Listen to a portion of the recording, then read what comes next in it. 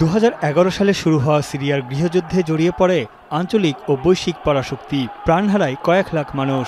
দেখা দেয় ইতিহাসের ভয়াবহতম মানবিক সংকট, যার সমাধান হয়নি আজও। একসময়ের খাদ্য উৎপাদনে সমৃদ্ধ দেশটি পরিণত হয়েছে রীতিমতো ধ্বংসস্তূপে। বেঁচে থাকার লড়াইয়ে লক্ষাধিক সিরিয়াবাসী নতুন করে হুমকিতে পড়েছে। মার্কিন বাহিনী প্রতিদিনই আটকে দিচ্ছে তাদের গমের চালান। বেশিরভাগ মানুষকে দিন পার করতে হচ্ছে অনাহারে।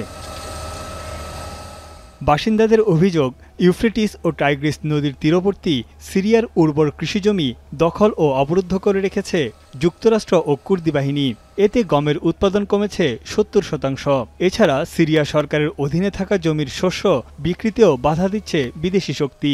طبعا قبل الحرب كان احيانا يصل انتاجنا ل 6 مليون طن، من 5 ل 6 مليون طن.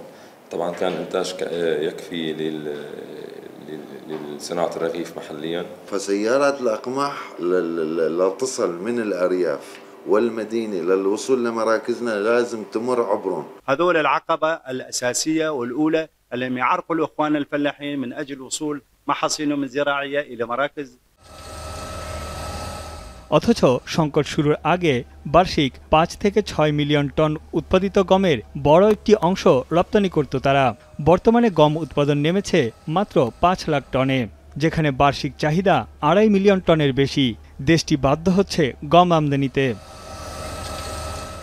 বিশ্ব খাদ্য কর্মসূচির সবশেষ প্রতিবেদন অনুযায়ী সিরিয়ার 13 মিলিয়ন মানুষ খাদ্য নিরাপত্তাহীনতার মুখোমুখি, সেই সঙ্গে ভুগছে অপুষ্টিতে।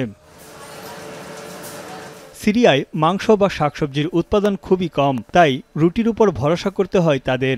সরকারের রেশনিং পদ্ধতিতে একজন প্রাপ্তবয়স্ক ব্যক্তি প্রতিদিন 2টি করে রুটি পায়, যা দিয়ে তাদের চাহিদা পূরণ অসম্ভব। অভিযোগ রয়েছে, মৌসুমের সময় ট্রাক বোঝাই করে ফসলগুলো তাদের সামরিক ঘাঁটিতে নিয়ে যায় মার্কিন বাহিনী, যা সিরিয়ার বাসিন্দাদের ঠেলে দিচ্ছে আরও অনিশ্চয়তায়।